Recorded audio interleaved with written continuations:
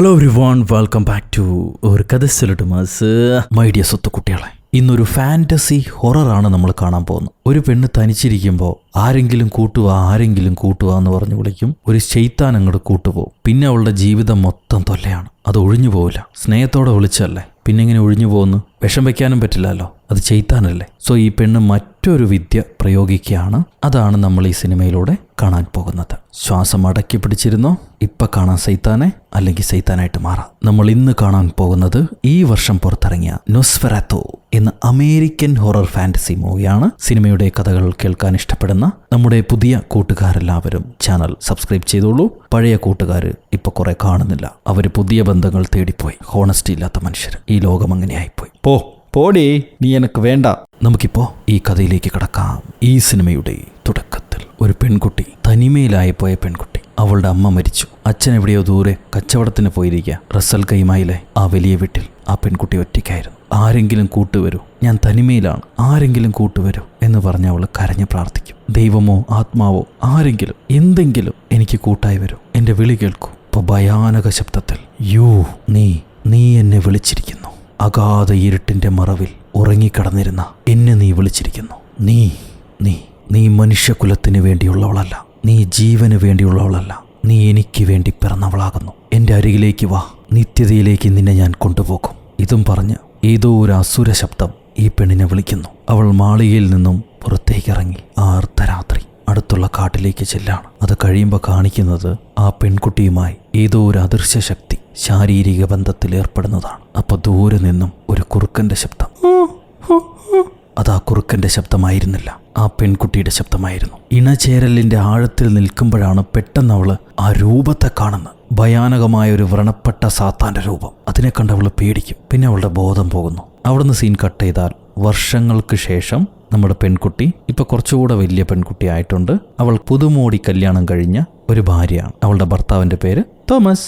എന്തോ ഒരു പേടിപ്പെടുത്തുന്ന സ്വപ്നം കണ്ട് അവൾ എഴുന്നേക്കും. ഞാൻ ഭയാനകമായ സ്വപ്നം വീണ്ടും വീണ്ടും കാണുന്നു, എനിക്കെന്തോ പേടിയാവുന്നു, മോശമായ എന്തോ സംഭവിക്കാനിരിക്കുന്നത് പോലെ. ഭർത്താവ് സമാധാനിപ്പിക്കും, അത് വേറെ ഒരു നൈറ്റ് മെയർ മാത്രമാണ്, നീ അതിനെക്കുറിച്ച് ആലോചിച്ച് വിഷമിക്കണ്ട. എൻ്റെ പുതുഭാര്യ ഭക്ഷണമൊക്കെ കഴിച്ച് റെസ്റ്റ് എടുക്ക്, ചേട്ടായിക്ക് പണിയുണ്ട്, ഇന്ന് വളരെ അർജന്റായൊരു ജോലിയുണ്ടെന്ന് പറഞ്ഞ് എൻ്റെ ചീഫ് വിളിച്ചിരുന്നു, ഞാൻ പെട്ടെന്ന് പോട്ടെ എന്ന് പറഞ്ഞ് ഭാര്യയ്ക്ക് ഒരു ഉമ്മയും കൊടുത്ത് ഹീറോ ജോലി സ്ഥലത്തേക്ക് പുറപ്പെടുകയാണ്. 18-ാം നൂറ്റാണ്ടാണ് സമയം. ജർമ്മനിയിലാണ് ഈ കഥ നടക്കുന്നത്. ഹീറോ അങ്ങനെ ഓഫീസിലേക്ക് എത്തും. അതൊരു റിയൽ എസ്റ്റേറ്റ് ബിസിനസ് നടത്തുന്ന കമ്പനിയാണ്. മൂങ്ങ മനുഷ്യരെ പോലെയാണ് അന്നത്തെ ആൾക്കാർ വസ്ത്രം ധരിക്കുന്നത്. അതിൽ ഈ പൊക്കം കുറഞ്ഞ മാസ്റ്ററാണ് ഹീറോയുടെ മാനേജർ. പുള്ളിക്കാരൻ ഹീറോയ്ക്ക് പുതിയൊരു ജോലി ഏൽപ്പിക്കുന്നു. നമ്മുടെ പുതിയ ക്ലയന്റ് പഴയൊരു വില്ല ചോദിച്ചിട്ടുണ്ട്. വലിയ പണക്കാരനാ, എത്രയും പെട്ടെന്ന് വേണമെന്നാണ് പറയുന്നത്. ഈ ജോലി ഞാൻ നിനക്ക് തരാൻ, നിന്നെ ഏൽപ്പിക്കാൻ പ്രത്യേക കാരണമുണ്ട്. നീ പുതുതായിട്ട് കല്യാണം കഴിഞ്ഞ ആളല്ലേ, കുറച്ച് പണത്തിന്റെയൊക്കെ ആവശ്യം വരും. സോ ഈ ഡീല് വൃത്തിയായിട്ട് നീ തീർത്തു തരികയാണെങ്കിൽ അയാളുടെ ഭാഗത്തുനിന്നും പണം കിട്ടും, കമ്പനിയിൽ ഒരു പ്രത്യേക പദവി നിനക്ക് തരാം. ഇത് പറഞ്ഞിട്ട് മാനേജർ ആ പുതിയ ക്ലയന്റ് എവിടെയാണ് താമസിക്കണേ എന്നുള്ളത് മാപ്പിൽ കാണിച്ചു കൊടുക്കും. ആ ക്ലയന്റ് പ്രത്യേകം ഒരു ഏജന്റിനെ ആവശ്യപ്പെടുന്നുണ്ട്, അങ്ങേരെ ചെന്ന് വിളിച്ചുകൊണ്ട് വരാൻ. പുള്ളി ഒരു പ്രത്യേക മനുഷ്യനാ, വലിയ പണക്കാരനാ. നമ്മുടെ ഈ ചെറിയ ഓഫീസിലേക്കൊന്നും അങ്ങേരെ വരുത്താൻ കഴിയില്ല. നീ തന്നെ നേരിട്ട് അദ്ദേഹത്തിന്റെ മാൻഷനിൽ ചെന്ന് നമ്മുടെ പേപ്പറുകളെല്ലാം സമർപ്പിച്ച് ഈ ഡീൽ ഉറപ്പിച്ച് അങ്ങേരെ പുതിയ കൊട്ടാരം കാണിച്ചു കൊടുക്കണം. ഈ ജോലി വൃത്തിയായിട്ട് ചെയ്തു വാന്നും പറഞ്ഞ് മാനേജർ ഹീറോയെ പറഞ്ഞുവിടും. ഹീറോ വീട്ടിലേക്ക് ഒരു കൊത്ത് പൂവും വാങ്ങിച്ചുകൊണ്ട് വന്ന് ഭാര്യയെ സോപ്പിടാണ്. കമ്പനി പറഞ്ഞിരിക്കുന്ന പുതിയ ജോലി ഞാൻ ചെയ്യണം, ഒരു 3 ആഴ്ചത്തേക്ക് ഞാൻ ഈ നാട് വിട്ടു പോവുക. ആ പുതിയ ക്ലയന്റിനെ കണ്ട് അയാളുമായിട്ടുള്ള ഡീൽ ഉറപ്പിച്ചാൽ നമുക്ക് ആവശ്യത്തിനുള്ള ഒരു വീട് വാങ്ങിക്കാനുള്ള പണം കിട്ടും. നമ്മുടെ കുടുംബജീവിതത്തിന് വേണ്ടിയിട്ടല്ലേ, നമ്മുടെ സന്തോഷത്തിന് വേണ്ടിയിട്ടല്ലേ. ഞാൻ പോയി വരാമെന്ന് പറയുമ്പോൾ ഭാര്യ സമ്മതിക്കുന്നില്ല. പുതിയ ഭാര്യയല്ലേ, എന്നെ വിട്ട് എങ്ങോട്ടും പോകാൻ പാടില്ല, എൻ്റെ കൂടെ തന്നെ വേണമെന്നാ പറയും. എന്നാൽ പിന്നെ അപ്പം കുറെ പണം ഉണ്ടാക്കി വെച്ചിട്ടുണ്ടെങ്കിൽ അത് നമ്മൾ 2 പേർക്ക് ഇരുന്ന് തിന്നാം, കൊണ്ടോടി എന്ന് ചോദിക്കാൻ വരികയായിരുന്നു ഹീറോ. പക്ഷെ അങ്ങനെ ചോദിക്കില്ല. ഞാൻ പോയില്ലെങ്കിൽ എൻ്റെ ജോലി നഷ്ടപ്പെടും, പിന്നെ നമുക്ക് എങ്ങനെ ജീവിക്കാൻ പറ്റുക, ഇത് നമ്മുടെ മുൻപോട്ടുള്ള ജീവിതത്തിന് വേണ്ടിയിട്ടല്ലേ. അത് കേട്ട് ഹീറോയിൻ പറയാണ്, ഞാൻ കണ്ട സ്വപ്നം ഒരുപാട് മോശമായിരുന്നു, നിങ്ങൾക്ക് എന്താ അത് പറഞ്ഞാൽ മനസ്സിലാവാത്തെ. എൻ്റെ കല്യാണം, പക്ഷെ നിങ്ങളായിരുന്നില്ല, എന്നെ വരിക്കാൻ വരുന്നത് നിങ്ങളായിരുന്നില്ല, മറ്റെന്തോ ഒന്ന്, മരണം തന്നെ എന്നെ നേരിട്ട് വന്ന് വരിച്ചതുപോലെ. പക്ഷെ ഞാൻ സന്തോഷവതിയായിരുന്നു, ഒരുപാട് സന്തോഷവതി. എന്നാൽ തിരിഞ്ഞു നോക്കുമ്പോൾ ഈ ലോകത്തെ എല്ലാവരും മരിച്ചെടുക്കുക. എനിക്കത് സഹിക്കാൻ പറ്റിയില്ല, ഞാൻ എന്താ ചെയ്യണ്ടേ, എനിക്ക് പേടിയാവുന്നെന്നും പറഞ്ഞ് ഭാര്യ ഹീറോനെ കെട്ടിപ്പിടിച്ച് കരയുന്നു. ഹീറോ പറയും, അതെല്ലാം ഒരു നൈറ്റ് മെയർ, പേടി സ്വപ്നം മാത്രമാണ് പൊന്നെ. നീ ചെറിയ പ്രായത്തിൽ ആലോചിച്ച ഫാന്റസികളെല്ലാം കൂടിക്കൊഴഞ്ഞ് നിന്നിപ്പോൾ പേടിപ്പിക്കുന്ന. നീ ഇങ്ങനെ വിഷമിക്കാതെ, ഞാൻ പോയി പെട്ടെന്ന് തന്നെ തിരിച്ചു വരില്ലേ. എന്തു പറഞ്ഞിട്ടും ഭാര്യ സമ്മതിക്കുന്നില്ല. പക്ഷെ പോകേണ്ട കട്ടായമാണ് ഹീറോയ്ക്ക്. അതുകൊണ്ട് തൻ്റെ സ്കൂൾ ഫ്രണ്ടായ ടോമിന്റെ അടുത്തേക്ക് ഹീറോ തന്റെ ഭാര്യയെ കൊണ്ടുവരും. അടുത്ത സിറ്റിയിലാണ് ടോം താമസിക്കുന്നത്. അയാൾ അവിടുത്തെ വലിയ ഗവൺമെന്റ് എംപ്ലോയിയും കൂടിയാണ്. തന്റെ ഈ ജോലിക്ക് ആവശ്യമായി കുറച്ച് നാൾ മാറി നിൽക്കണം, അതുകൊണ്ട് ഭാര്യയെ ഞാൻ ഇവിടെ താമസിപ്പിക്കാം, അവൾക്ക് ഇത്തിരി പേടിയൊക്കെ ഉണ്ടെന്നും പറഞ്ഞ് കൂട്ടുകാരന്റെ വീട്ടിൽ ഭാര്യ താമസിപ്പിക്കും. പുള്ളിക്കാരന് സന്തോഷമാണ്. പുള്ളിക്കാരനൊരു ഭാര്യയും 2 സ്വത്ത് മണിക്കുട്ടികളുണ്ട്. പുള്ളിക്കാരന്റെ ഭാര്യയും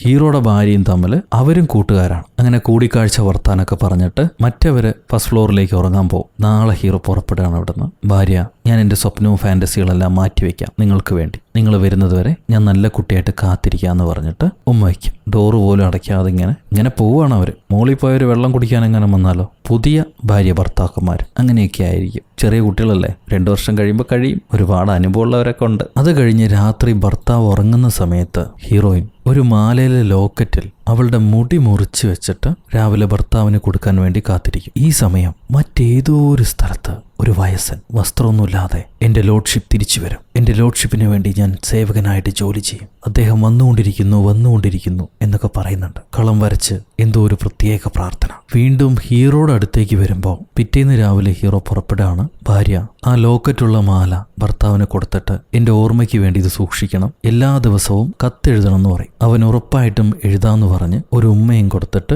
തൻ്റെ കുതിരയെ കയറി ഈ അയൽനാട്ടിലെ പണക്കാരനെ തേടി പോവാണ്. മലയും കാടും കുന്നുകളും കടന്നു പോകുമ്പോൾ അവിടെ ഒരു ചെറിയ ഗ്രാമമുണ്ട്. അന്ന് രാത്രി ഹീറോയ്ക്ക് ആ ഗ്രാമത്തിൽ താമസിക്കണം. അതുകൊണ്ട് ലോഡ്ജ് തപ്പി നടക്കുക. ഈ ഗ്രാമത്തിലാണെങ്കിൽ കുറെ ജിപ്സികൾ വന്നിട്ടുണ്ട്. അവരോരോ വിദ്യകളൊക്കെ കാണിച്ച് ഹീറോയുടെ കയ്യിൽ നിന്ന് കാശ് മേടിക്കാൻ നിൽക്കുക. ഹീറോ അവരെയെല്ലാം തള്ളി മാറ്റി അവിടെ ഒരു ലോഡ്ജ് കണ്ടുപിടിച്ച് അതിലെ ഓണറോട് എനിക്കിന്ന് ഇവിടെ താമസിക്കണം, നാളെ കാസിൽ ഓർലോക്കുമായിട്ട് ഒരു മീറ്റിംഗ് ഉണ്ട്, രാത്രി പോകാൻ കഴിയില്ല, ഇന്നിവിടെ താമസിക്കാൻ പറ്റുമോ എന്ന് ചോദിക്കും. അപ്പൊ മുത്തശ്ശൻ സമ്മതിക്കില്ല, ഇവിടെ ഒരുപാട് പേര് ഓൾറെഡി താമസിക്കുന്നുണ്ട്, നിങ്ങൾക്ക് തരാൻ മുറിയൊന്നുമില്ല എന്ന് പറയുമ്പോൾ ഹീറോ ഞാൻ ഇരട്ടി പണം തരാം, ഏതെങ്കിലും ഒരു മൂലയിലുള്ള ബെഡ് മതി എന്ന് പറഞ്ഞിട്ട് ജിപ്സികളുടെ കൂടെ തന്നെ ഒരു മൂലയ്ക്കിലുള്ള ബെഡ് വാടകയ്ക്ക് എടുക്കുകയാണ്. അങ്ങനെ തന്റെ സ്ഥാനത്ത് കിടക്കാൻ പോകുമ്പോൾ അതേ ഡോർമെട്രിയിലുള്ള ഒരു അമ്മച്ചി, നീ ആ കാസിലേക്ക് പോകരുത്, അവിടെ മനുഷ്യരാരുമില്ല, ഉള്ളതൊരു സാത്താന, അടക്കിയ സാത്താന, അങ്ങോട്ട് പോകരുത് എന്ന് പറയുന്നുണ്ട്. ഹീറോ ഏതോ പ്രാന്തിത്തൾ എന്തൊക്കെയോ വിളിച്ചു പറയുന്നു എന്നാണ് വിചാരിക്കുക. അന്ന് രാത്രി ഈ ജിപ്സികളെല്ലാം കൊട്ടും മേളവുമായി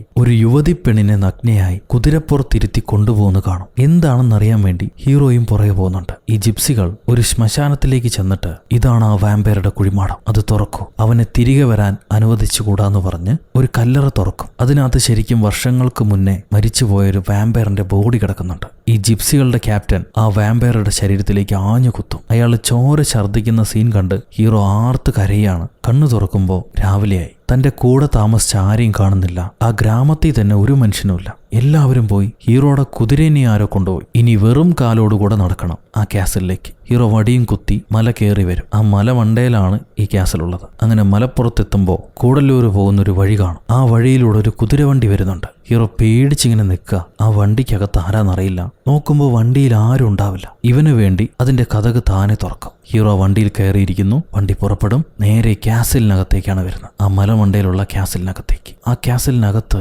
മറ്റാരെയും കാണില്ല. ഒരു മനുഷ്യൻ മാത്രം നിൽപ്പുണ്ട്. അയാൾ പറയും, ഞാനാണ് ഓർലോക്ക്, നിങ്ങൾ എന്നെയാണ് കാണാമെന്നിരിക്കുന്നത്, വരൂ ഇരിക്കൂ, ഞാൻ വാങ്ങാൻ പോകുന്ന ആ മാൻഷനെ കുറിച്ച് സംസാരിക്കണം, എനിക്കതിന്റെ ഡീറ്റെയിൽസ് കാണണം എന്ന് പറയും. ഹീറോ തീർച്ചയായിട്ടും സാർ, ഞാനത് കാണിച്ചു തരാം, നിങ്ങളുമായി കച്ചവടം ഉറപ്പിക്കാൻ വേണ്ടിയിട്ടാണ് ഞാൻ വന്നിരിക്കുന്നത്. ഇത് കേട്ട കാസിൽ ഓണർ പറയും, എന്നെ സാർ എന്നല്ല വിളിക്കേണ്ടത്, ലോഡ് എന്നാണ് വിളിക്കേണ്ടത്, ഈ നാട്ടിൽ ഞാൻ ലോഡാണ്, വരൂ ഇരിക്കൂ. ആ മനുഷ്യന്റെ ശബ്ദം വളരെ കനത്തതാണ്. ഒരു മനുഷ്യൻ സംസാരിക്കുന്നത് പോലെയില്ല, വലിയൊരു സാത്താൻ സംസാരിക്കുന്ന പോലുണ്ട്. പിന്നെ ഇരുട്ടായതുകൊണ്ട് തന്നെ അയാളുടെ മുഖവും വ്യക്തമല്ല. അയാളോട് ഹീറോ പറയും, ഇന്നലെ രാത്രി ഞാൻ വിചിത്രമായ ഒരു കാഴ്ച കണ്ടു, സത്യമോ മിഥ്യയോ എന്ന് എനിക്കറിയില്ല. നാട്ടിലുള്ള ജിപ്സികൾ ഒരു വാമ്പയറെ കൊല്ലുന്ന കണ്ടു. എന്തുകൊണ്ടാണ് ഈ നാട്ടിലിങ്ങനെ നടക്കുന്നത്? അത് കേട്ടാൽ ലോഡ് പറയും, ഈ നാട് കുറച്ച് വ്യത്യസ്തമാണ്, ഇവിടെ ഒരുപാട് സൂപ്പർസിഷൻസ് ഒക്കെ നടക്കും, ഇത് ഗ്രാമമല്ലേ, താൻ കാര്യമായിട്ട് എടുക്കണ്ട, തിരിച്ചു പോകാനുള്ളതല്ലേ, ഞാൻ വാങ്ങാൻ പോകുന്ന മാൻഷൻ അതെനിക്ക് കാണിക്കും. ഹീറോ അങ്ങേർക്ക് ഇവർ വിൽക്കാൻ വെച്ചിരിക്കുന്ന മാൻഷൻ അതിന്റെ ഡോക്യുമെന്റ്സ് കൊടുക്കും. ഹീറോയോട് ആ ലോഡ് കഴിക്കാൻ പറയാണ്. ബ്രെഡ് എടുത്ത് വെട്ടാൻ നേരം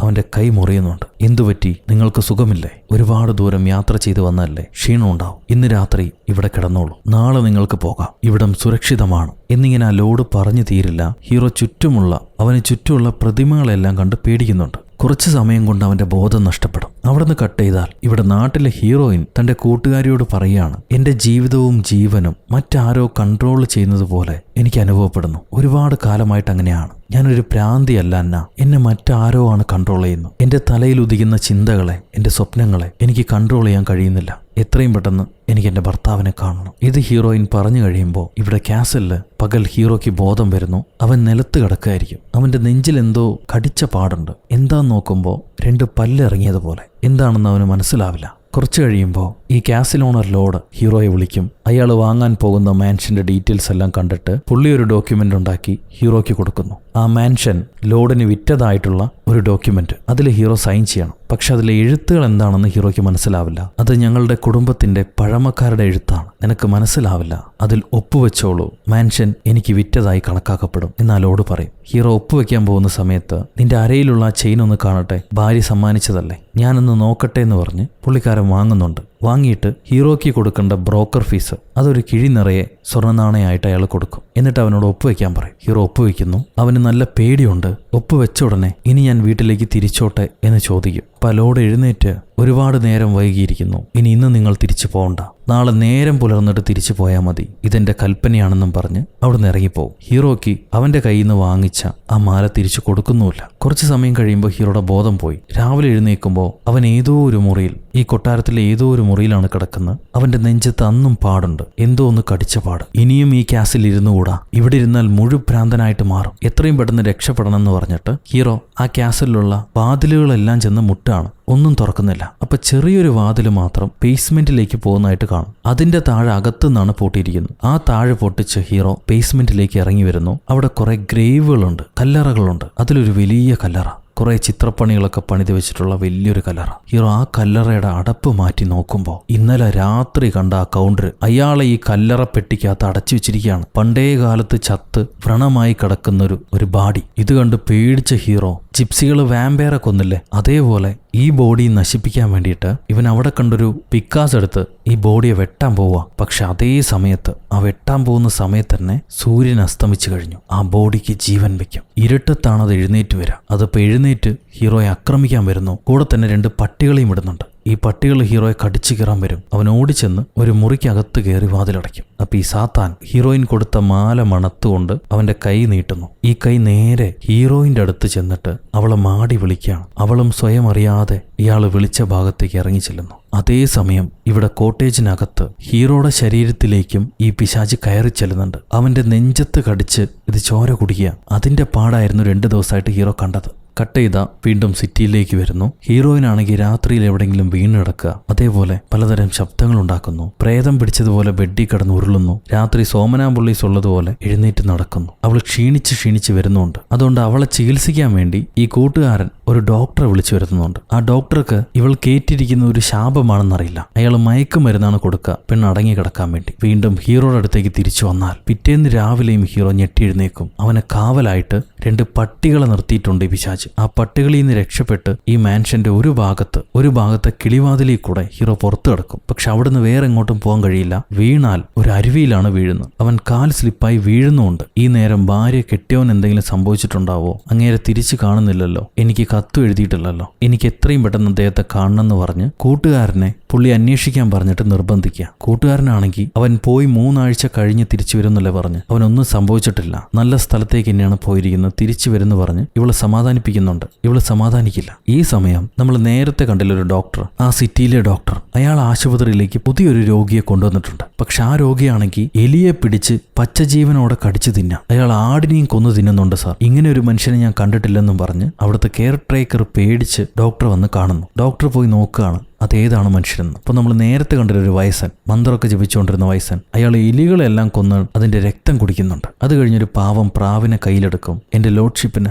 സുന്ദരികളായ പറവകളെ ഒരുപാട് ഇഷ്ടമാണെന്നും പറഞ്ഞിട്ട് ഈ തന്ത അതിന്റെ കഴുത്ത് തലയോടുകൂടെ കടിച്ചു പറിച്ച് തിന്നാൻ തുടങ്ങും. ഡോക്ടർ നീ എന്തിനാണ് ഇങ്ങനെയൊക്കെ ചെയ്യണമെന്ന് ചോദിക്കും. അപ്പൊ ഡാഡി പറയാണ്, എന്റെ ലോഡ് വരാൻ സമയമായി. ഞാൻ അദ്ദേഹത്തിന് വേണ്ടി തിരഞ്ഞെടുക്കപ്പെട്ടവനാണ്. എനിക്ക് അദ്ദേഹത്തിന് വേണ്ടി സെർവ് ചെയ്യണം. എന്നെ അത് ചെയ്യാൻ അനുവദിക്കൂ. ആരും തടയാൻ പാടില്ല എന്ന് പറഞ്ഞ് ഇയാൾ ഓടി വന്ന് ഡോക്ടർ മേൽ ചാടി വീഴും. ഭാഗ്യത്തിന് കെയർടേക്കർ ഡോക്ടറെ രക്ഷപ്പെടുത്തുന്നുണ്ട്. ഇവിടെ ഹീറോയിനാണെങ്കിൽ രാത്രി ആയിക്കഴിഞ്ഞാൽ പ്രേതം ശരീരത്ത് കയറി വിളയാടുന്ന പോലെ പെട്ടി കിടന്ന് പെടയാണ്. അവളെ എങ്ങനെയെങ്കിലും ചികിത്സിച്ച് ഭേദമാക്കണമെന്ന് പറഞ്ഞ് നമ്മുടെ കൂട്ടുകാരൻ ഡോക്ടറെ വീണ്ടും വന്ന് കാണുന്നു. അപ്പൊ ഡോക്ടർ പറയും, എനിക്ക് അവളുടെ രോഗം മനസ്സിലായിട്ടില്ല. എന്റെ ഒരു സീനിയർ പ്രൊഫസർ ഉണ്ട്, അങ്ങേരെ ചെന്ന് കാണാം, അങ്ങേർക്ക് മനസ്സിലാവുമായിരിക്കും, നമുക്ക് പോകാന്ന് പറയും. ഈ നേരത്ത് ഹീറോ ചെന്ന ഗ്രാമത്തിലുള്ള ഒരു കന്യാസ്ത്രീ അത് അരുവിക്കരികിൽ ബോധം കെട്ട് കിടക്കുന്ന ഹീറോയെ കാണും. തന്റെ കൂടെയുള്ള സിസ്റ്റർമാരെ വിളിച്ച് ഹീറോയെ അവർ പൊക്കിയെടുത്തോണ്ട് വരുന്നുണ്ട് അവരുടെ മഠത്തിലേക്ക്. മടത്തി വെച്ച് ഹീറോയ്ക്ക് ബോധം വരും. ബോധം വന്ന ഹീറോയോട് ആ കന്യാസ്ത്രീകൾ പറയും, നിങ്ങൾ ചെന്നിരുന്ന ക്യാസലിൽ ജീവനോട് ആരുമില്ല, ഒരു അന്ധകാര പിശാചാണ് ഉണ്ടായിരുന്നത്. അതിനെ വർഷങ്ങൾക്ക് മുന്നേ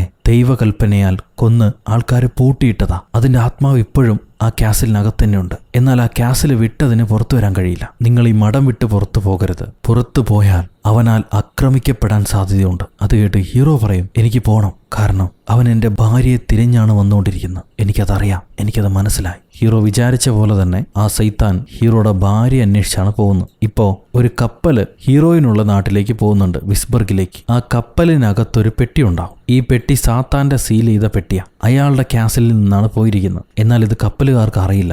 ഈ നേരത്ത് ഹീറോയുടെ കൂട്ടുകാരനും ഡോക്ടറും കൂടെ അവരെ പ്രൊഫസറെ ചെന്ന് കാണുന്നു. ഒരു സ്ത്രീക്ക് രാത്രി പ്രത്യേക സമയത്ത് പൈശാചിക പീഡകൾ ഉണ്ടാവുന്നുണ്ട്. അതെന്താണെന്ന് ചെക്ക് ചെയ്തിട്ട് പറയാൻ പറയും. ഡോക്ടറും കൂടെ വരാമെന്ന് പറയുന്നുണ്ട്. വീണ്ടും ഹീറോയുടെ അടുത്തേക്ക് വന്നാൽ ഈ കന്യാസ്ത്രീകൾ എത്ര തവണ പോകണ്ടെന്ന് പറഞ്ഞിട്ടും ഹീറോ കേൾക്കാതെ തന്റെ ഭാര്യ അന്വേഷിച്ച് നാട്ടിലേക്ക് വരികയാണ്. അവിടുന്ന് കട്ട് ചെയ്താൽ ഇതേ നാട്ടിലേക്ക് വരുന്ന കപ്പലില്ലേ, അതിലെ ഓരോരുത്തർ പ്ലേഗ് വന്ന് മരിക്കാൻ തുടങ്ങും. എന്തുകൊണ്ടാണ് ആ പ്ലേഗ് വരുന്നതെന്ന് അവർക്ക് മനസ്സിലാവില്ല. ഇവിടെ ഹീറോയിനെ കാണാൻ വേണ്ടി ആ മൂത്ത പ്രൊഫസർ വരുന്നു. മോളുടെ മനസ്സിലുള്ള തലയിലുള്ള ചിന്തകൾ എന്തൊക്കെയാണെന്ന് ചോദിക്കുമ്പോൾ ഹീറോയിൻ അവളുടെ ചെറുപ്രായം മുതൽ കാണുന്ന സ്വപ്നം, രാത്രിയിൽ അവളെ പീഡിപ്പിക്കാൻ വരുന്ന ഒരു പിശാചിന്റെ സ്വപ്നം, അതിനെക്കുറിച്ച് പറയുന്നു. ആ സ്വപ്നത്തിൽ ഇവൾക്ക് നാളെ നടക്കാൻ പോകുന്ന വിവരങ്ങളെക്കുറിച്ച് അറിയാം. അവളുടെ അച്ഛൻ്റെ മരണം, അമ്മയുടെ മരണം, അവളുടെ കല്യാണം, ഇതിനെക്കുറിച്ചെല്ലാം അവൾ മുന്നേ കൂട്ടി സ്വപ്നത്തിൽ കണ്ടിരുന്നു. എന്നാൽ തോമസ് അവളുടെ ഭർത്താവിനെ കണ്ട് അവനെ സ്നേഹിക്കാൻ തുടങ്ങിയ സമയത്ത് ഈ സ്വപ്നങ്ങളെല്ലാം അവളുടെ തലേന്ന് മാഞ്ഞു പോയതാണ്. എന്നാൽ അത് വീണ്ടും വന്നിരിക്കുന്നു. ഇതും പറഞ്ഞ് അവൾ കരയാൻ തുടങ്ങും. കരഞ്ഞ് കരഞ്ഞ്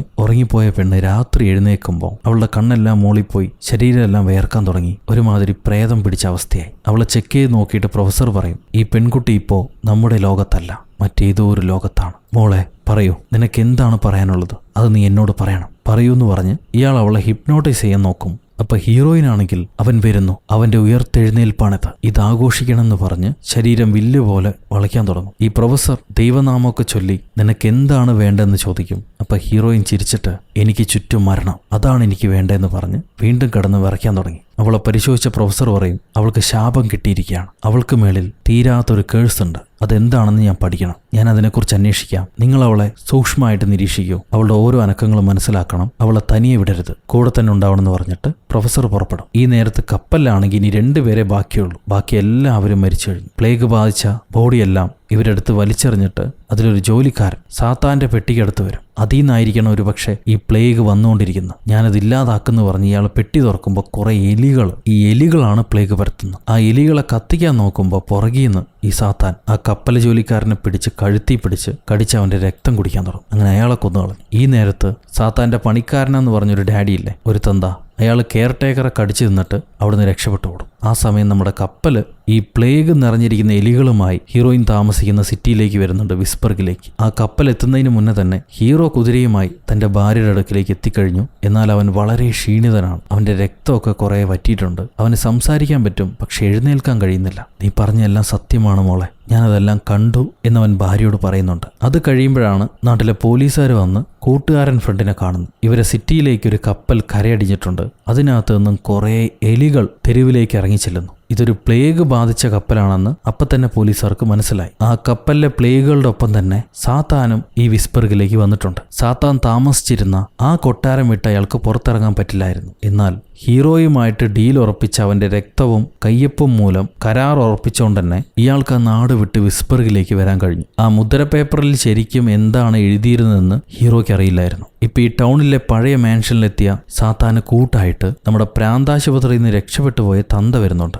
അടിയൻ മൈലോഡ്, നിങ്ങൾക്ക് വേണ്ടി ഞാൻ എന്താണ് ചെയ്യേണ്ടത്? നിങ്ങൾ ആഗ്രഹിച്ച പെണ്ണിനെ മറ്റാരുടെയും ശല്യമില്ലാതെ ഞാൻ കടത്തിക്കൊണ്ടുവരട്ടെ? ഇത് കേട്ട് സാത്താൻ പറയും, അവൾ ഒരിക്കലും കട്ടെടുക്കാൻ കഴിയില്ല. അങ്ങനെയാണെങ്കിൽ എനിക്ക് ശാപമോക്ഷം കിട്ടില്ല. അവൾ ഇഷ്ടപ്പെട്ട് അവളെ എനിക്ക് ദാനമായി നൽകണം. എന്നാൽ മാത്രമേ എനിക്ക് ഈ ഭൂമിയിലേക്ക് തിരിച്ചു വരാൻ കഴിയൂ. ആ സീൻ കഴിഞ്ഞ് ഇവിടെ നമ്മുടെ ഡോക്ടറും പ്രൊഫസറും കൂടെ പ്ലേഗ് ബാധിച്ച് മരിച്ച ഒരാളുടെ ബോഡി ചെക്ക് ചെയ്യാണ്. അപ്പൊ പ്ലേഗ് മാത്രമല്ല, അയാളുടെ നെഞ്ചത്ത് എന്തോ ഒന്ന് കടിച്ചതിന്റെ പാടമുണ്ട്. അങ്ങനെയാണെങ്കിൽ ഈ പ്ലേഗ് പരത്തുന്നത് എലിയല്ല, മറ്റെന്തോ ആണെന്നുള്ളവർക്ക് മനസ്സിലാവും. അപ്പോഴാണ് ഈ ഡോക്ടർ അസിസ്റ്റന്റ് വന്നിട്ട് പറയാ, അവര് സെല്ലി പൂട്ടി വെച്ചിരുന്ന തന്ത, മന്ത്രവാദി തന്ത രക്ഷപ്പെട്ടു പോയി. അയാൾ എത്രയും പെട്ടെന്ന് കണ്ടുപിടിക്കണം, എവിടെയാണെങ്കിലും കണ്ടുപിടിച്ചേ തീരുമെന്ന് പ്രൊഫസർ പറയും. ഈ നേരത്ത് ഹീറോയിനാണെങ്കിൽ രാത്രി എന്തോ ശബ്ദം കേട്ട് എഴുന്നേൽക്കുമ്പോൾ നമ്മുടെ കൗണ്ടറി സാത്താൻ അങ്ങോട്ട് വരുന്നുണ്ട് അവളുടെ മുറിയിലേക്ക്. നീ എന്തിനിവിടെ വന്നോ? എന്നെ സ്വന്തമാക്കാനാണെങ്കിൽ നിനക്കതിന് കഴിയില്ല. എനിക്ക് എൻ്റെ ഭർത്താവിന് ഇഷ്ടമാണ്, ഒരുപാട് ഇഷ്ടമാണ്. നീ ആരാണ്? നീയും ഞാനും തമ്മിൽ എന്താണ് ബന്ധമെന്ന് ഇവള് ചോദിക്കും. അപ്പൊ സാത്താൻ പറയാണ്, നീയാണ് എന്നെ അഗാധ അന്ധകാരത്തിൽ നിന്നും എഴുന്നേൽപ്പിച്ചു കൊണ്ടുവന്നത്. എനിക്ക് നിന്നോടുള്ള അഫെക്ഷൻ ഈ പ്രപഞ്ചത്തിന് അതീതമാണ്. ഹീറോയിൻ പറയും, എനിക്ക് നീ ആരാണെന്ന് പോലും അറിയാൻ പാടില്ല. എന്റെ കെട്ടിയോ വന്ന് നിന്നെ തല്ലും, ഇറങ്ങിപ്പൊക്കോന്ന്. അപ്പൊ സാത്താൻ പറയും, നിന്റെ ഭർത്താവ് ഒരു കിഴി സ്വർണത്തിന് വേണ്ടി നിന്നെ എനിക്ക് വിറ്റു. അവൻ മുദ്രപേപ്പറിൽ എഴുതി തരികയും ചെയ്തു. ഇനി നീ എനിക്ക് സ്വന്തമാണ്. ഓർമ്മയില്ലേ, നീ എന്നെ വിളിച്ചു വരുത്തിയതും നമ്മൾ ഒരുമിച്ച് സംഗമിച്ചതും? അന്നു മുതൽ നീ എന്റേതാണ്. അത് കേട്ട് ഹീറോയിൻ പറയും, ഞാനൊരു ഇന്നസെന്റ് ചൈൽഡായിരുന്നു. എന്നെ നീ പറ്റിച്ചതാ. എന്റെ മനസ്സിൽ ഒരിക്കലും നിനക്ക് സ്ഥാനമില്ല. അത് കേൾക്കുമ്പോൾ സാത്താൻ എന്നെ അഗാധ ഉറക്കത്തിൽ നിന്നും വിളിച്ചു വരുത്തിയിട്ട് എന്നെ പറ്റിച്ച് വീണ്ടും നിദ്രയിലാഴ്ത്താമെന്ന് വിചാരിക്കണ്ട. ഞാൻ നിനക്ക് 3 ദിവസം സമയം തരാം. നീ സമ്മതിച്ചെന്റെ കൂടെ വന്നില്ലെങ്കിൽ നിനക്ക് ചുറ്റുമുള്ള എല്ലാത്തിനെയും ഞാൻ മരണത്തിനടിമയാക്കും. ഇതും പറഞ്ഞ സാത്താൻ പോയി കളയും. കണ്ണു തുറക്കുന്ന ഹീറോയിൻ കാണാ അവളുടെ കൂട്ടുകാരിയെ ഈ പ്ലേഗ് ബാധിച്ച എലികൾ കടിച്ച് ചോര കുടിക്കുന്നതാണ്. അപ്പോഴേക്കും ആ നാട് മുഴുവൻ ഒരുപാട് പേർക്ക് പ്ലേഗ് ബാധിച്ചു കഴിഞ്ഞു. ഒരുപാട് പേര് മരിച്ചുകൊണ്ടിരിക്കുന്നു. ഇപ്പൊ കൂട്ടുകാരിക്കും ബാധിച്ചിട്ടുണ്ട്. അവളെ തനിച്ചൊരു മുറിയിൽ കിടത്തിയിരിക്കണം ഭർത്താവ്. അവളെ ജീവന് വേണ്ടി പെടയായിരിക്കും. ഹീറോയിൻ കൂട്ടുകാരനോട് പറയാണ്, ഞാൻ പറയുന്നത് കേൾക്കൂട്ടോ, എന്റെ സ്വപ്നങ്ങളെല്ലാം സത്യമാണ്. ആ ഷാഡോ ആണ് ഈ പ്ലേഗിനെല്ലാം കാരണം. നമുക്ക് ചുറ്റുമുള്ള എല്ലാവരും മരണപ്പെടും. അതിനെ ഇല്ലാതാക്കാനാണ് ആദ്യം ശ്രമിക്കേണ്ടത്. അല്ലാതെ ഈ രോഗത്തിനെ ചികിത്സിച്ചുകൊണ്ട് നമുക്ക് അന്യെ രക്ഷപ്പെടുത്താൻ കഴിയില്ല. അത് കേട്ട് കൂട്ടുകാരൻ പറയും, നീയും നിന്റെ ഭർത്താവും ഈ നാട്ടിലേക്ക് വന്നത് മുതലാണ് കുഴപ്പം. ഞങ്ങൾ സന്തോഷമായിട്ട് കഴിയായിരുന്നു. ദയവേത് പോണം, നിങ്ങൾ തിരിച്ചു പോണം. ഇനി നിങ്ങൾക്ക് ഇവിടെ സ്ഥാനമില്ല, ഇറങ്ങിക്കോളൂ എന്ന് പറഞ്ഞ് കൂട്ടുകാരൻ അവരെ ഇറങ്ങിപ്പോകാൻ പറയും. ഈ നേരത്ത് പ്രൊഫസറും ഡോക്ടറും കൂടെ ആ മന്ത്രവാദി തന്ത താമസിച്ചിരുന്ന മുറി പരിശോധിക്കുക. അയാൾ ഒരുപാട് മന്ത്രവാദങ്ങൾ എഴുതി വെച്ചിട്ടുണ്ട്. ഇയാളുടെ വീട് എവിടെയാണെന്ന് കണ്ടുപിടിക്കണമെന്ന് പറഞ്ഞ് പ്രൊഫസർ ആ മന്ത്രവാദി ഡാഡിയുടെ വീട് കണ്ടുപിടിക്കും. അപ്പം അയാളുടെ വീട്ടിലൊരു പുസ്തകമുണ്ട്, ഈ നോസ്ഫെറാത്തു എന്ന സാത്താന്റെ പുസ്തകം. അതെടുത്ത് പുള്ളി വായിക്കുന്ന സമയം ഇവിടെ ഹീറോയിൻ വയ്യാത്ത കെട്ടിയവനെയും വിളിച്ചിട്ട് ആ നാട് വിട്ട് പോകാൻ നോക്കുക. പക്ഷെ കൂടുതൽ ദൂരം പോകാൻ കഴിയുന്നില്ല. അവരാദ്യം മറ്റൊരു വീടെടുത്ത് താമസിക്കും. ആ സമയത്ത് പ്രൊഫസറും ഡോക്ടറും കൂടെ ഈ കൂട്ടുകാരനോട് നമ്മുടെ നോസ്ഫെറാത്തു സാത്താനെ കുറിച്ച് പറഞ്ഞിട്ട് ഹീറോയിൻ ഇവരെ രണ്ടുപേരെയും എത്രയും പെട്ടെന്ന് കണ്ടുപിടിക്കണം, അവരെ കൊണ്ട് മാത്രമേ നമ്മളെ സഹായിക്കാൻ കഴിയൂ, എന്നാലേ ഈ നാട്ടിലെ പ്ലേഗ് മാറൂ എന്ന് പറയും. പക്ഷെ കൂട്ടുകാരൻ വിശ്വസിക്കില്ല. നിങ്ങൾ പറയുന്ന മണ്ടത്തരം എനിക്ക് വിശ്വസിക്കാൻ കഴിയില്ല. ഇതിന് പിന്നിൽ ഒരു ബ്ലാക്ക് മാജിക്കും ഇല്ല. ഈ നാട്ടിൽ പ്ലേഗ് ബാധിച്ചിരിക്കുന്നു. അതാണ് എൻ്റെ ഭാര്യയെയും ബാധിച്ചിട്ടുള്ളത്. ഞാൻ അവളെ ഏതെങ്കിലും ലണ്ടനിൽ കൊണ്ടുപോയി ചികിത്സിച്ചോളാം. നിങ്ങളൊന്ന് ഇറങ്ങിപ്പോയി തരുമെന്ന് പറഞ്ഞ് കൂട്ടുകാരൻ പ്രൊഫസറെയും ഡോക്ടറെ ഇറക്കിവിടും. ഈ നേരത്ത് ഹീറോ ആണെങ്കിൽ ആ സാത്താൻ നിന്നെ അന്വേഷിച്ചിട്ടാണ് വരുന്നത്, നമുക്ക് എത്രയും പെട്ടെന്ന് ഇവിടുന്ന് പോകണമെന്ന് പറയുമ്പോൾ ഹീറോയിൻ, എനിക്കറിയാം അവൻ എന്നെ അന്വേഷിച്ചിട്ടാണ് വരുന്നതെന്ന്. ഞാനാണ് ഈ കുഴപ്പത്തിനെല്ലാം കാരണം. എൻ്റെ ഇളം പ്രായത്തിൽ ഞാൻ ചെയ്ത വലിയൊരു നാണക്കേടാണ് ആ സാത്താൻ. അവൻ എന്നെ അന്വേഷിച്ചു വരും. പക്ഷെ നിങ്ങൾക്ക് രക്ഷിക്കാൻ കഴിയില്ല. എന്നെ വിട്ട് കുറച്ച് ദൂരം പോലും അകന്നു പോകില്ല എന്ന് പറഞ്ഞ് നിങ്ങൾ ആ സാത്താന്റെ പിടിയിലേക്ക് ചെന്നുപെട്ടു. എന്നെക്കുറിച്ച് ഒരിക്കൽ പോലും നിങ്ങൾ ചിന്തിച്ചിട്ടില്ല. എനിക്ക് കത്തെഴുതിയില്ല, എന്നെ സ്നേഹിച്ചില്ല, എൻ്റെ കൂടെ ഇരുന്നില്ല. എനിക്ക് വീടും വേണ്ട, പണവും വേണ്ട, ഒന്നും വേണ്ടായിരുന്നു. നിങ്ങൾ എൻ്റെ കൂടെ ഉണ്ടായാലും മതി. പക്ഷെ ഇപ്പൊ കണ്ടോ, ആ സാത്താന്റെ പീഡനം നിങ്ങളുടെ ഭാര്യയായിട്ട് പോലും ഞാൻ ഏറ്റുവാങ്ങുന്നു. അതിനെതിരെ നിങ്ങൾക്ക് എന്താണ് ചെയ്യാൻ കഴിയുക? ഒന്നും ചെയ്യാൻ കഴിയില്ല. നിങ്ങളൊന്നും ചെയ്യില്ല. നിങ്ങൾ വെറും ശുംഭനാണ്, ഒന്നിനും കൊള്ളാത്തവൻ, ഒരു ഉപയോഗവും ഇല്ലാത്തവൻ. ഇങ്ങനെ ഓരോന്ന് പറഞ്ഞ് ഹീറോയിൻ അവളുടെ ഭർത്താവിനെ, നമ്മുടെ ഹീറോയെ കൂടുതൽ ദേഷ്യം പിടിപ്പിക്കും. ഉടനെ അവൻ അവളെ വലിച്ചിട്ട് അവളുമായിട്ട് ബന്ധത്തിൽ ഏർപ്പെടാൻ തുടങ്ങുകയാണ്. അവളത് അവൻ കാണട്ടെ, ആ സാത്താൻ ഇത് കാണട്ടെ, എന്നിട്ട് എന്നെ വിട്ട് അകന്നു പോകട്ടെ എന്ന് പറയുന്നുണ്ട്. പക്ഷെ ഹീറോയ്ക്ക് മുന്നോട്ട് പോകാൻ കഴിയില്ല. അവന് കൂടുതലൊന്നും ചെയ്യാൻ കഴിയില്ല. പേടിച്ച് പിന്മാറും. ഈ പെണ്ണാണെങ്കിൽ കിടന്ന് പെടയുന്നുണ്ട്. അവൻ ഭാര്യയെ കെട്ടിപ്പിടിച്ച്, നിനക്ക് വേണ്ടി ഞാൻ ആ സാത്താനെ കൊല്ലും, ഒരിക്കലും അവൻ നിന്നിലേക്ക് അടുക്കാൻ ഞാൻ അവനെ സമ്മതിക്കില്ല, ഞാൻ അതിനെ ഇല്ലാതാക്കും എന്ന് പറയുന്നുണ്ട്. ഈ സമയത്ത് നമ്മുടെ പ്രൊഫസർ ആ മന്ത്രവാദിയുടെ വീട്ടിൽ നിന്ന് കിട്ടിയ പുസ്തകം നോക്കുമ്പോഴാണ് അയാൾക്ക് കാര്യങ്ങൾ മനസ്സിലാവുക. ഈ നാട്ടിൽ ബാധിച്ചിരിക്കുന്ന പ്ലേഗ് സാത്താൻ കാരണമാണ്. അയാൾ ഹീറോയിനുമായിട്ട് ഒത്തുകൂടിയാൽ ഈ ഭൂമിയിലെ എല്ലാവരും മരണത്തിനിരയാവും. അവൻ മരണത്തിൽ നിന്നും വെളിച്ച ലോകത്തേക്ക് ഉയർത്തെഴുന്നേറ്റ് വരും. എന്നിട്ട് ഈ കാണുന്ന സകലമാന പ്രപഞ്ചവും കത്തിച്ചില്ലാതാക്കും, എല്ലാവരെയും മരണത്തിനിരയാക്കും. ആ മരണത്തിന് മുകളിലൂടെ അവൻ നടക്കും. Death coming. അതിൽ നിന്നും ഈ നാടിനെ രക്ഷപ്പെടുത്താൻ ഒരൊറ്റ മാർഗ്ഗമേ ഉള്ളൂ. അവൾ പിടിക്കപ്പെട്ടിരിക്കുന്ന ഈ ശാപത്തെ ബ്രേക്ക് ചെയ്തില്ലാതാക്കുക. അവളെ തന്നെ സ്വയം സമർപ്പിക്കണം. എന്നാലേ ഈ നാട്ടിലെ പ്ലേഗും പോവുള്ളൂ. She is the only way. ഇത് പ്രൊഫസർ മനസ്സിലാക്കും. ഈ നേരത്ത് കൂട്ടുകാരന്റെ വീട്ടിൽ ഭാര്യ കുഞ്ഞുങ്ങളുടെ ശബ്ദം കേട്ട് കുഞ്ഞുങ്ങളുടെ മുറി ചെന്ന് നോക്കുമ്പോൾ ഈ സാത്താൻ ആ 2 കുഞ്ഞുങ്ങളെയും കൂട്ടുകാരന്റെ 2 പെൺകുട്ടികളെയും കടിച്ച് രക്തം കുടിച്ച് കൊന്നിരിക്കുക. ഇത് കണ്ട് ഞെട്ടി നിലവിളിക്കുന്ന കൂട്ടുകാരിയെയും ആ സാത്താൻ കടിച്ചു കൊന്നുകളെ. സോ പ്ലേഗ് ബാധിക്കുന്ന ഓരോരുത്തരെയും ഈ സാത്താൻ ചെന്ന് കടിച്ചവരുടെ രക്തം കുടിക്കുകയാണ്. എന്നിട്ടാണ് കൊല്ലുന്നത്. ഇപ്പോ ഭാര്യയെയും 2 മക്കളെയും ഒരേ രാത്രി നഷ്ടപ്പെട്ട വേദനയിലായിരിക്കും കൂട്ടുകാരൻ. അവൻ ഹീറോയിനെയും കാണുമ്പോൾ ഈ 2 സൈത്താന്മാരാണ് ഈ നാട്ടിലേക്ക് രോഗം കൊണ്ടുവന്ന് ഇവരവിടുന്ന് ഓടിക്കുന്നും പറഞ്ഞ് നിലവിളിക്കുന്നുണ്ട്. അപ്പൊ ഹീറോ വന്നിട്ട് എന്റെ ഭാര്യ പറഞ്ഞ സത്യമാണ്, നോക്ക് എന്റെ നെഞ്ചത്ത് അത് കടിച്ച പാടുണ്ട്, അവര് പറഞ്ഞെല്ലാം സത്യമാണ്, നീ വിശ്വസിച്ചില്ല, ദയവേത് വിശ്വസിക്കടാ എന്ന് പറയുന്നു. അത് കഴിഞ്ഞ് തിരിച്ചു പോകുന്ന വഴി ആ പിശാചിനെ എങ്ങനെയാണ് ലോക്ക് ചെയ്യേണ്ടതെന്നുള്ള കാര്യം പ്രൊഫസർ ഹീറോയോടും കൂട്ടുകാരോടും പറയുന്നുണ്ട്. ആ പിശാചിന്റെ ബോഡി, അഴുകിപ്പോകാത്ത ബോഡിയില്ലേ കല്ലറയിൽ കിടക്കുന്ന, അതെവിടെയാണെന്ന് കണ്ടുപിടിച്ച് അത് നശിപ്പിച്ചാൽ മതി. പിന്നെ ആ പ്രേതത്തിന്റെ സോള് ഈ ഭൂമിയിൽ ഉണ്ടാവില്ല, അത് നശിച്ചോളും. അതാണ് നമ്മൾ ആദ്യം കണ്ടുപിടിക്കേണ്ടതെന്ന് പ്രൊഫസർ പറയും. എന്നാൽ പ്രൊഫസർ ഹീറോയുടെ ഭാര്യയെ വിളിച്ചോണ്ട് പോകുമ്പോൾ നീ മാത്രമേ ഉള്ള ഒരൊറ്റ വഴി, ആ ശാപം ഈ ഭൂമിയിൽ നിന്നും ഇല്ലാതാക്കാൻ ദൈവം നിന്നെ സൃഷ്ടിച്ചതാണ്. അതിനു വേണ്ടിയിട്ടാണ് നീ ഉടലെടുത്തിരിക്കുന്നത്. നിന്നെക്കൊണ്ട് മാത്രമേ കഴിയൂ. നേരം പുലരുന്നത് വരെ ആ പിശാചിനെ നിന്റെ കൂടെ നിർത്തണം. ആദ്യ കോഴി കോവി സൂര്യന്റെ ആദ്യ രശ്മി ആ പ്രേതത്തിലേക്ക് സ്പർശിക്കുന്നത് വരെ നീ ആ സാത്താനെ കൂടെ നിർത്തണം. എന്നാൽ ഈ കേഴ്സും ബ്രേക്കാവും, പ്ലേഗും പോകും, ആ സാത്താനും ചാകും, ഒപ്പം ഹീറോയിനും മരണപ്പെടും. അതുമാത്രമേ ഉള്ളൊരു വഴി. നീ അതിനു വേണ്ടി പിറന്നവളാണ്. നിന്റെ ഭർത്താവിനെ രാത്രി ഞാൻ മാറ്റിക്കോളാം, മാറ്റി മറ്റൊരു സ്ഥലത്തേക്ക് കൊണ്ടുപോയിക്കോളാം, ബാക്കിയുള്ള ജോലി നിന്റേതാണെന്നും പറഞ്ഞ് പ്രൊഫസർ ഹീറോയിനെ പറഞ്ഞുവിടും. അവളും സമ്മതിക്കുന്നുണ്ട്. പിറ്റേന്ന് ഇവർ ആ സാത്താന്റെ ബോഡി കണ്ടുപിടിക്കാൻ പോവുകയാണ്. നിങ്ങൾ തിരിച്ചു വരുമ്പോൾ ആ സാത്താനെ ഇല്ലാതാക്കിയിട്ട് വേണം വരാനെന്ന് സത്യം ചെയ്തു വാങ്ങിക്കും ഹീറോയിൻ. രാത്രി നിങ്ങൾ തിരിച്ചു വരരുത്, പിറ്റേന്ന് രാവിലെ ആ സാത്താനെ ഇല്ലാതാക്കിയിട്ട് വേണം വരാൻ. അവനും ഭാര്യയ്ക്ക് ഉറപ്പ് കൊടുത്ത് പുറപ്പെടുന്നു. പ്രൊഫസർ വീട്ടിലേക്ക് ചെന്ന് നോക്കുമ്പോൾ കൂട്ടുകാരൻ വന്നിട്ടില്ല. അവൻ എന്തു പറ്റി, എവിടെയാണ് പോയെന്നറിയില്ല.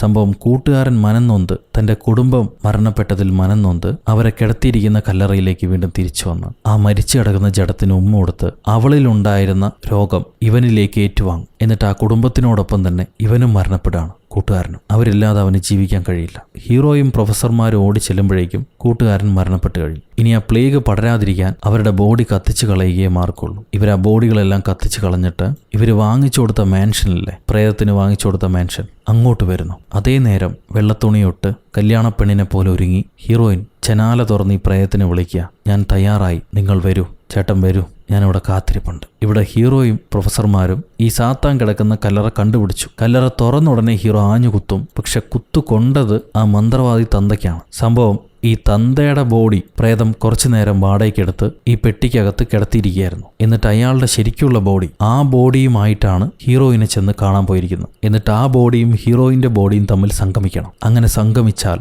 ആ പ്രേതത്തിന് ഇൻഫിനിറ്റിയാ, എവർലാസ്റ്റ് ജീവിക്കാം ഭൂമിയിൽ. അപ്പൊ ആ പണിക്ക് പോയിരിക്കുകയാണ് ആ പിശാച്. ഇനിയിപ്പോൾ കൊറോണ ഇങ്ങനെ ഏതെങ്കിലും പെണ്ണ് പ്രാർത്ഥിച്ച് വന്നാണോ?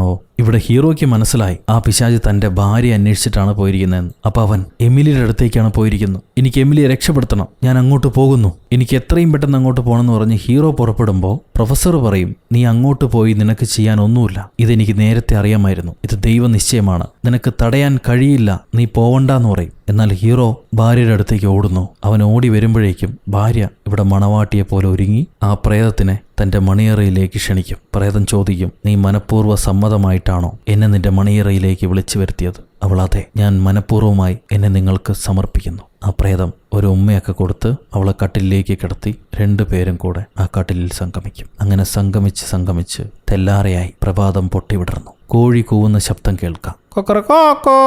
നേരം പുലർന്നു, ഞാൻ പോട്ടെ, നിന്റെ കെട്ടിയോൻ വരുന്നു പറഞ്ഞിട്ട് ഈ പ്രേതം എഴുന്നേൽക്കാണ്. അപ്പൊ അവള് പറയും, ഇല്ല പോണ്ട, കുറച്ചേരം കൂടി കിടക്കാന്ന് പറഞ്ഞ് ആ പ്രേതത്തെ സ്നേഹം കാണിച്ച് കണ്ണ് കാണിച്ച് മയക്കി വീണ്ടും കിടത്തും. അവളുടെ മോഹവലയത്തിൽ ഈ പിശാച് വീഴുന്നു. പിശാചുക്കളും വീഴും മോഹവലയത്തിൽ. അങ്ങനെ ആ മോഹവലയത്തിൽ വീണ പിശാചിന് പ്രഭാതത്തെ തരണം ചെയ്യാൻ കഴിയുന്നില്ല. സൂര്യന്റെ വെളിച്ചം, ദൈവത്തിന്റെ വെളിച്ചം ആ സാത്താനെ വെന്തുരുക്കി കൊല്ലാണ്. ഹീറോയും കൂട്ടരും ഓടിയെത്തുമ്പോഴേക്കും ആ സാത്താനോടൊപ്പം തന്നെ ഹീറോയിനും മരണപ്പെട്ടു കഴിഞ്ഞു. പ്രൊഫസർ പറയും അവളുടെ വിധി അതാണ്. ഈ നാടിനെ രക്ഷപ്പെടുത്താൻ വേണ്ടി അവൾ സ്വയം തൽപരപൂർവ്വം തൻ്റെ ജീവൻ ത്യാഗം ചെയ്തു.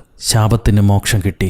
ഈ നാട്ടിലെ മാറാരോഗം പ്ലേഗ് മാറിപ്പോയി. എല്ലാം ദൈവനിശ്ചയം എന്നും പറഞ്ഞ് ഈ പ്രൊഫസർ സൂര്യനെ നോക്കി നിൽക്കുമ്പോൾ അവിടെ വെച്ച് ബ്ലാക്ക് ഔട്ട് ചെയ്ത് ഈ സിനിമ അവസാനിക്കുന്നു. നോസ്ഫെറാത്തോ കണ്ടിഷ്ടപ്പെട്ടവർ നിങ്ങളുടെ അഭിപ്രായം കമന്റിലൂടെ രേഖപ്പെടുത്തൂ. ലൈക്ക് ചെയ്യാനും ഷെയർ ചെയ്യാനും പുതിയ കൂട്ടുകാരെല്ലാവരും ചാനൽ സബ്സ്ക്രൈബ് ചെയ്യാനും ഒരിക്കലും മറക്കരുത്. അടുത്തൊരു അടിപൊളി സിനിമയായിട്ട് വീണ്ടും കണ്ടുമുട്ടുന്നത് വരെ until then it's bye from ഒരു കഥ സൊല്ലട്ടുമാ.